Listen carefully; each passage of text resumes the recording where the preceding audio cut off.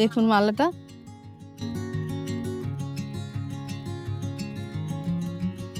আজ ডিনারে আমরা কিন্তু বিরিয়ানি নিয়েছি, তার সাথে মাটন দো পেঁয়াজা। আর ওরা গড়পঞ্চকোটের পাহাড় দেখা যাচ্ছে। ক্যামেরাতে হয়তো পুরোটা বোঝা যাচ্ছে কিনা জানি না, তবে এখানে এসে কিন্তু আমরা দাঁড়িয়ে আছি পঞ্চরত্ন মন্দিরের সামনে।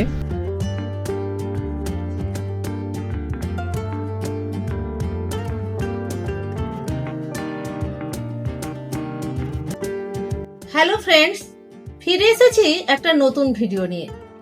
উইকেন্ড মানেই একটু রিফ্রেশমেন্ট, আর তাই এবারের গন্তব্য ছিল পুরুলিয়ার গড়পঞ্চকোট। তবে এবারের ট্রিপে বোনাস হিসেবে আমরা ঘুরেছি পাঞ্চেত ড্যাম, জয়চণ্ডী পাহাড় আর কাশীপুর রাজবাড়ি। কেমন ছিল সেই অভিজ্ঞতা তা জানতে আজকের ভিডিওটি পুরো দেখতে থাকুন। এই ট্রিপে আমরা প্রথমেই চলে এসেছি কাশীপুর রাজবাড়ি দেখতে, কিন্তু আফসোস একটাই, ভিতরে যাওয়ার অনুমতি নেই।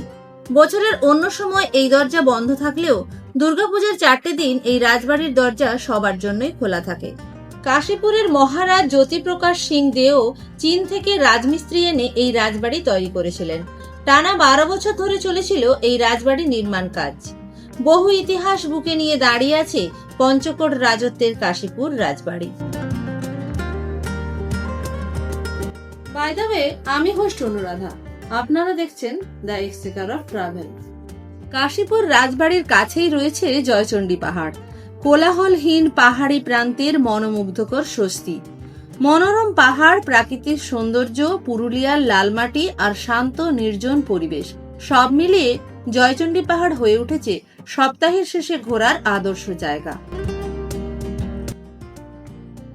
জয়চণ্ডী পাহাড়ের উপরে ওঠার এটা সিঁড়ি। জয়চণ্ডী মাতা, শ্রী শ্রী জয়চণ্ডী মাতা বজরংবলীর মন্দির।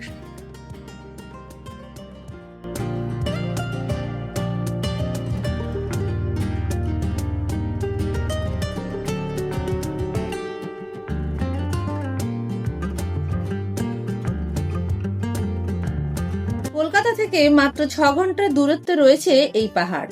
পুরুলিয়ার রঘুনাথপুরে অবস্থিত জয়চণ্ডী পাহাড়ের উচ্চতা প্রায় 700 ফুট।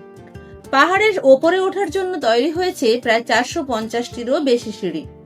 সিঁড়ি বেয়ে ওপরে উঠতে উঠতে চোখে পড়বে গ্রামের সবুজ, লাল মাটির রাস্তা, তাল খেজুর গাছের সারি, যা প্রকৃতিপ্রেমী এবং ফটোগ্রাফারদের জন্য সত্যিই এক অনন্য অভিজ্ঞতা। পাহাড়ে ওঠার 400-450 সিঁড়ি আছে জয়চণ্ডী পাহাড়ের এই মন্দিরে ওঠার। সিঁড়ি দিয়ে কিছুটা ওঠার পর চোখে পড়বে একটি মিনার। এই মিনার 1816 থেকে 1830 সালের মধ্যে ইস্ট ইন্ডিয়া কোম্পানি তৈরি করেছে। এখানে ছিল দূরপাল্লার যোগাযোগের জন্য অপটিক্যাল টেলিগ্রাফ ব্যবস্থা। কলকাতার ফোর্ট উইলিয়াম এবং বারাণসীর নিকটবর্তী চুনাদুর্গের মধ্যে বার্তা প্রেরণের জন্য এটি ব্যবহার করা হতো। পশ্চিমবঙ্গ, ঝাড়খণ্ড এবং বিহার জুড়ে প্রাচীন ইটের তৈরি এই ধরনের প্রায় 20টি টাওয়ার রয়েছে।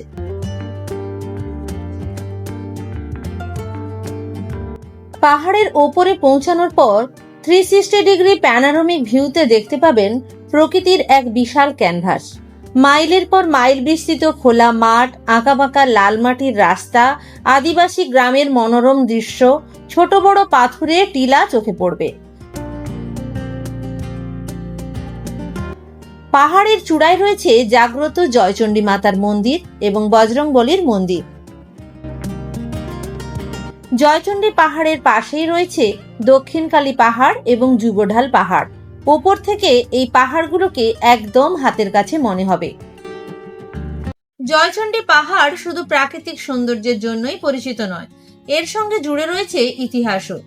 একসময় এই পাহাড় ছিল বীরভূম পুরুলিয়া অঞ্চলে পঞ্চকোট রাজাদের দুর্গরক্ষার অন্যতম স্থান। এছাড়াও এখানে শুটিং হয়েছিল সত্যজিৎ রায়ের বিখ্যাত চলচ্চিত্র হীরক রাজার দেশের কিছু দৃশ্য। ফলে সিনেমা প্রেমীদের কাছে জয়চণ্ডী পাহাড়ের আলাদা আকর্ষণ রয়েছে। শীতকালে এখানে আবহাওয়া মনোরম, তাই নভেম্বর থেকে ফেব্রুয়ারি মাসে পর্যটকের ভিড় বাড়ে। প্রকৃতির কোলে কয়েক ঘন্টা কাটাতে চাইলে, ইতিহাসের ছোঁয়া খুঁজতে চাইলে কিংবা নিছক পাহাড়ের হাওয়া নিতে চাইলে পুরুলিয়ার জয়চণ্ডী পাহাড় একবার অবশ্যই ঘুরে আসতে পারেন। সাথে রয়েছে পরিষ্কার রাস্তা, নিরাপদ পরিবেশ ও উন্নত থাকার ব্যবস্থা। এর কাছে এটা কিনলাম, কত করে নিল এটা? আচ্ছা, জিজ্ঞেস করতে না বলছে। এই ওর বাবা এই টাকাটা দিয়ে দিয়েছে ওদেরকে, ওরা আমার হাতে দিয়ে গেল। দেখুন মালাটা।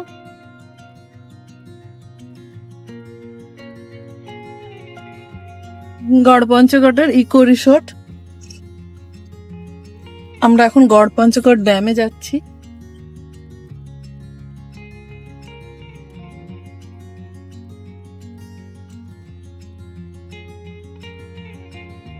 পাঞ্চেত ড্যাম, গড় পঞ্চকোট ড্যাম বা পাঞ্চেত ড্যাম, পক্ষীগুলোর রসনার দিক থেকে।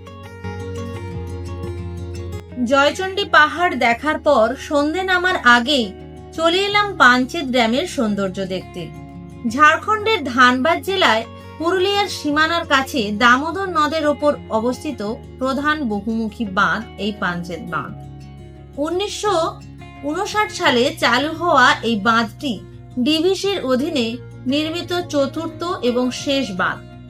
এটি একটি জনপ্রিয় পর্যটন কেন্দ্র, যা মনোরম পাঞ্চেত পাহাড় এবং জলাধারের জন্যই পরিচিত। এই পাঞ্চেত বাঁধ জিটি রোডে চিরকুন্ডা থেকে 9 কিলোমিটার, ধানবাদ থেকে 54 কিলোমিটার, আসানসোল থেকে 20 কিলোমিটার এবং কলকাতা থেকে 240 কিলোমিটার দূরে অবস্থিত। পাঞ্চেত বাঁধের উপর ধানবাদ জেলা এবং দক্ষিণ তীরে পুরুলিয়া জেলা অবস্থিত। এখানে বোট রাইডিং এবং মাছ ধরার সুবিধা রয়েছে। এই ড্যামের কাছেই রয়েছে নেহেরু পার্ক এবং পঞ্চকোট পাহাড়, যা পাঞ্চেত পাহাড় নামেও পরিচিত। এখানে আসার আদর্শ সময় হলো বর্ষার শেষে, যখন জলাধারের জলস্তর উঁচু থাকে এবং জল ছাড়ার জন্য বাঁধের গেটগুলি খুলে দেওয়া হয়, অথবা শীতকালের শুরুতেও আসতে পারেন।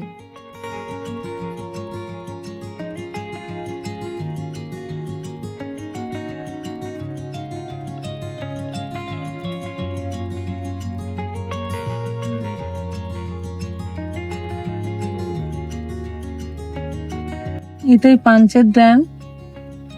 আর এই যে সামনে যেটা দেখতে পাচ্ছেন, এই জায়গাটা থেকে কিন্তু জল ছাড়া হয়। এদিকটা জল স্টোর আছে।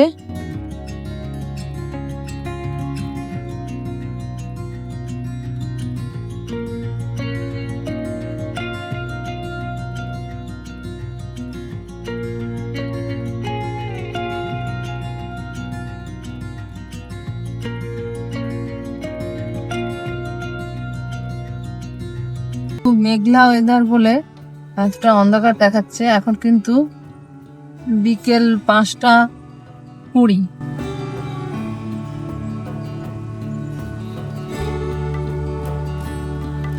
ড্যামের রাস্তা ধরে কিছুটা এসে ডান দিকে একটা রাস্তা নেমে গেছে।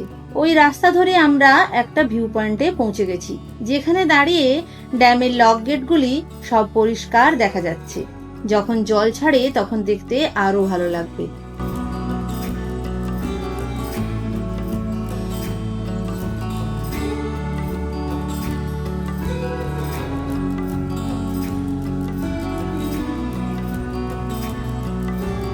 সন্ধে হয়ে এসেছে, এবার হোটেল খোঁজার পালা।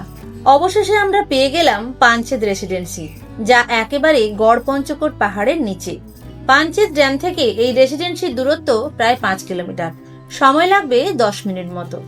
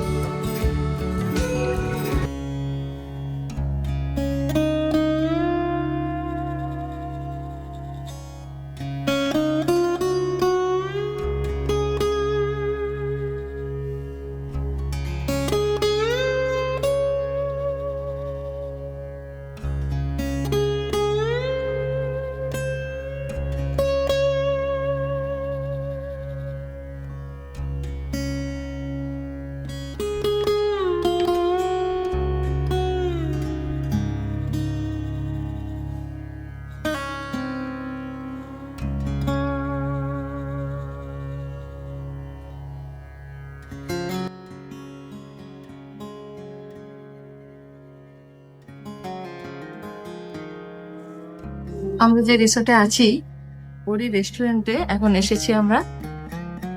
কফি আর পকোড়া নিয়েছি, চিকেন পকোড়া। ডিনারটা একটু পরে অর্ডার করব। রেস্টুরেন্টটা কিন্তু বেশ সুন্দর, ছিমছাম গুছানো।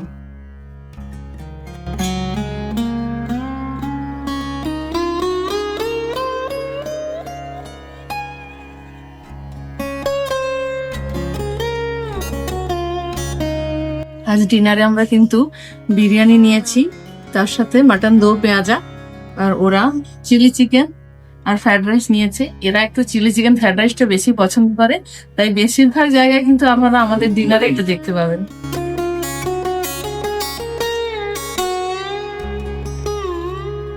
আমাদের ওখানে কিন্তু বিরিয়ানির সাথে রায়তা দেয়, এরা কিন্তু দেয়নি, তাই আমরা আলাদা করে টক দইটা অর্ডার করলাম।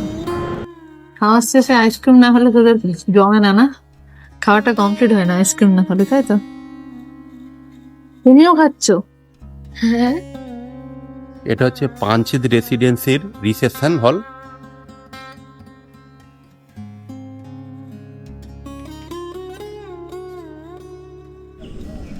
সামনে যে এই বিল্ডিং গুলো দেখছেন এটা কিন্তু এই রেসিডেন্সেরই, আর এরই পেছনে দেখুন সেই গড় পঞ্চকোটের পাহাড় দেখা যাচ্ছে।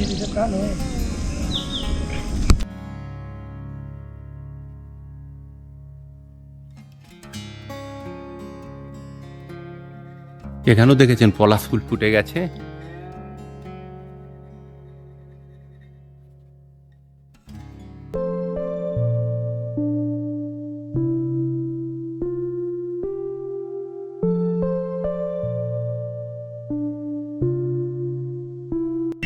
অসাধারণ, পুরো গড় পঞ্চকোট পাহাড়টা দেখুন দেখা যাচ্ছে। কালকে যেহেতু বৃষ্টি হয়েছে, আজ একটু মেঘলাচ্ছন্ন, সেই জন্য ক্যামেরাতে হয়তো পুরোটা বোঝা যাচ্ছে কিনা জানি না, তবে এখানে এসে কিন্তু আমি পুরোটাই দেখতে পাচ্ছি। বিশাল, পুরো এখান থেকে রেঞ্জটা ওই পুরো দেখা যাচ্ছে। পুরুলিয়া জেলার পঞ্চকোট পাহাড়ের কোলে গোবাগ গ্রামের কাছে এই গড় পঞ্চকোট জায়গাটি অবস্থিত। প্রাকৃতিক সৌন্দর্যের সঙ্গে প্রাচীন ইতিহাসের এক অদ্ভুত মেলবন্ধন সৃষ্টি করেছে এই স্থানটি। হোটেল থেকে বেরিয়েই প্রথমেই চলে এলাম পঞ্চরত্ন মন্দির দেখতে। 60 ফুট উচ্চতা বিশিষ্ট এই মন্দিরটি গড় পঞ্চকোটের সব থেকে উল্লেখযোগ্য স্থাপত্য শিল্পরীতির নিদর্শন। মন্দিরটি তৈরি হয়েছে টেরাকোটা শিল্পের আদলে। মন্দিরের ভেতরে আসল বিগ্রহটি আর নেই, তার বদলে সেই স্থানে রাখা হয়েছে রাধাকৃষ্ণের মূর্তি। গড় পঞ্চকোট পাহাড়ের নিচেই রয়েছে এই পঞ্চরত্ন মন্দির। এখান থেকে কিন্তু পাহাড়টা খুব সুন্দর দেখা যাচ্ছে। এই গাছটার জন্য দেখতে পাচ্ছেন না, এই রাস্তা থেকে কিন্তু পুরো পাহাড়টা দেখা যাচ্ছে। ভেতরে ভেতরে কি ঠাকুর আছে?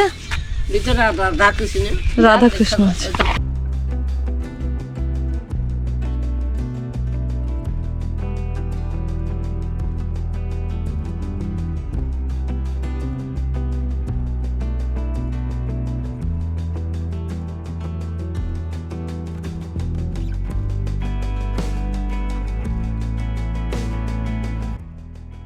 পঞ্চকোট পাহাড়ের পাদদেশে পঞ্চরত্ন মন্দিরের পাশেই রয়েছে ধ্বংসপ্রাপ্ত দুর্গ গড় পঞ্চকোট দুর্গ। গড় শব্দের অর্থ দুর্গ, পঞ্চ মানে 5, আর কোট কথাটি এসেছে গোষ্ঠী থেকে। শোনা যায় রাজা দামোদর শেখের 90 খ্রিস্টাব্দে পুরুলিয়া জেলার ঝালদা অঞ্চলে 5 জন আদিবাসী সর্দারের সাহায্য নিয়ে এই স্থানে তার রাজত্ব গড়ে তোলেন, এবং সেই থেকে এই জায়গাটির নাম হয় গড় পঞ্চকোট। পরবর্তীতে রাজবংশের উত্তরসূরিরা পঞ্চকোটে ছোট বড় মোট 40টি পোড়ামাটির মন্দির তৈরি করেন। কারো কারোর মতে এই মন্দিরগুলি রাজার নন, বরং ধনী বণিকরা প্রতিষ্ঠা করেছিলেন। গড় পঞ্চকোট রাজবাড়ি, এটা যে আগে ছিল সিংহদুয়ার, এই মন্দিরের পাশেই কিন্তু। দুর্গটি প্রায় 5 মাইল বিস্তৃত। দুর্গের পেছনে পঞ্চকোট পাহাড়, আর বাকি 3 দিক গভীর পরিখা দ্বারা আবৃত। মূল দুর্গ ঘেরা ছিল পাথরের দেওয়াল দ্বারা, তাই এই গড় পঞ্চকোট দুর্গটি বেশ সুরক্ষিত বলে মনে করা হতো। তবে এ সমস্ত এখন ইতিহাস। স্থাপত্য প্রায় ধ্বংসপ্রাপ্ত, অবলুপ্তির পথে। পড়ে রয়েছে হাতে গোনা 2-1টি ভগ্নপ্রায় মন্দির। কিন্তু কি এমন ঘটেছিল যার জন্য আজ পুরুলিয়ার পঞ্চকোটের অবস্থা এরকম? 1740 সালে সরফরাজ খাঁকে হত্যা করে আলীবর্দী খাঁ বাংলার সিংহাসনে বসেন। সেই সময় বাংলার বিভিন্ন জায়গায় বর্গী ভাস্কর পণ্ডিত লুটপাট চালানো শুরু করেন। আলীবর্দী খাঁকে প্রতিহত করার জন্য ওড়িশার নায়েব নাজিম রুস্তম নাগপুরের মারাঠা শাসক রঘুজি ভোসলের সাহায্যে আলীবর্দী খাঁকে প্রতিহত করতে সমর্থ হন। এই সময় রঘুজি একদল মারাঠা অশ্বারোহীকে বাংলায় পাঠিয়ে ভয়াবহ অত্যাচার ও লুটপাট শুরু করেন। তারা পাঞ্চেত হয়ে বাংলায় প্রবেশ করে এবং তারপর 10 বছর ধরে তারা সেখানে নৃশংস হত্যাকার্য এবং ধ্বংসলীলা চালায়। এই ঘটনা ইতিহাসের পাতায় বর্গী আক্রমণ নামে পরিচিত হয়। বাংলায় প্রবেশের সময় এই বর্গীরা পঞ্চকোটে তাদের অত্যাচারের ছাপ রেখে আসে। গড়পঞ্চকোট প্রাসাদে ঢুকে প্রহরী এবং প্রাসাদ রক্ষীদের হত্যা করে লুটপাট চালায়। এখানকার সব স্থাপত্য ভাস্কর্যকে বিনাশ করে। এইভাবে গড়পঞ্চকোট ধ্বংসপ্রাপ্ত হয়ে যায়। প্রায় 12,000 বর্গফুট অঞ্চল জুড়ে পড়ে থাকা ধ্বংসস্তূপ প্রমাণ করে দেয় প্রাসাদের সুবিশাল বিস্তৃতি।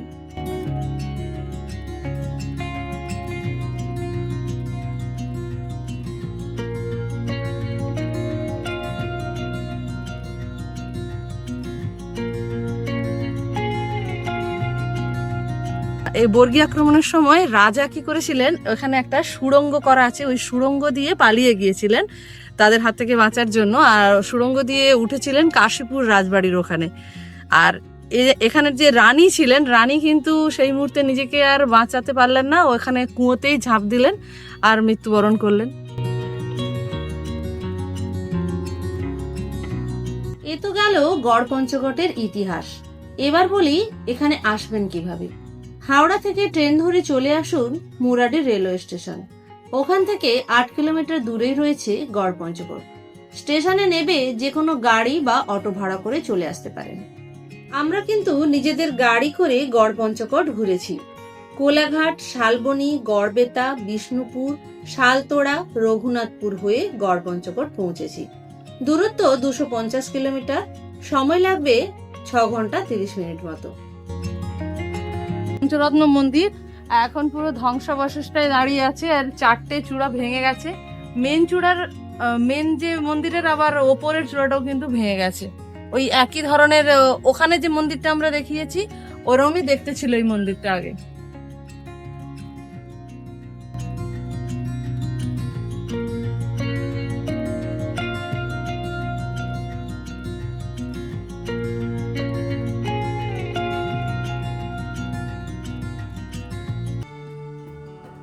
আমরা এখন আছি চারুলতা রিসর্টে। এটা গড়পঞ্চকোট পাহাড়ের নিচেই রয়েছে রিসর্ট। হ্যাঁ, আর গড়পঞ্চকোট রাজবাড়ির পাশেই রয়েছে এই চারুলতা রিসর্ট।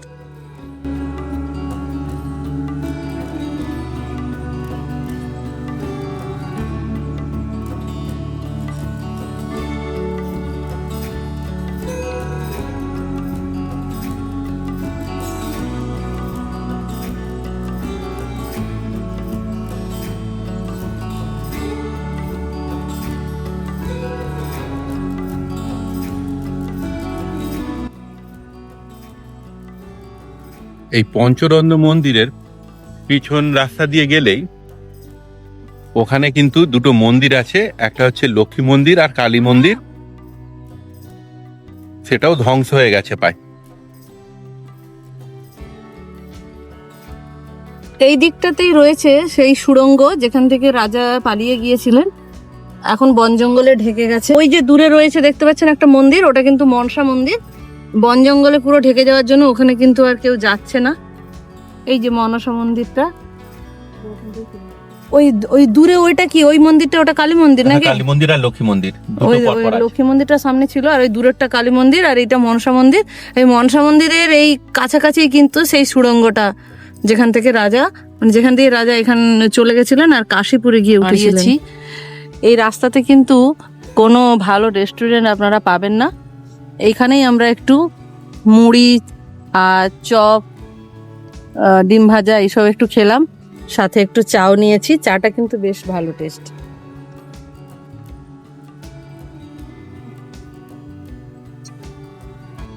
পলাশের খোঁজে আমরা গড় পঞ্চকোট ঘুরে এসেছি। আগেই আপনাদের পলাশ দেখিয়েছি, আর এখন আমরা বাড়ি ফিরছি। এই জায়গাটা বুঝতেই পাচ্ছেন দেখে, গড়বেতার জঙ্গল। এখানেও কিন্তু অনেকে বেড়াতে আসে।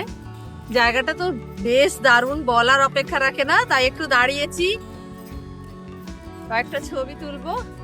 বাড়ি ফেরার পথে একটু মনটা তো কেমন করছেই।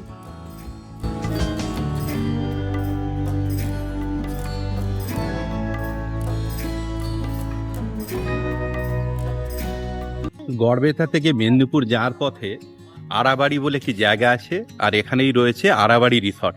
এখানে আমরা দুপুরে লাঞ্চ সারলাম। সত্যি খাওয়া দাওয়া খুব ভালো মানের। তাহলে আর দেরি কিসের? বর্গী আক্রমণের ইতিহাসের এই করুণ প্রতিচ্ছবিকে চাক্ষুষ দর্শন করতে আসছেন তো গড়পঞ্চকোট। আজ তবে এই পর্যন্ত, ফিরে আসবো নতুন ভিডিও নিয়ে।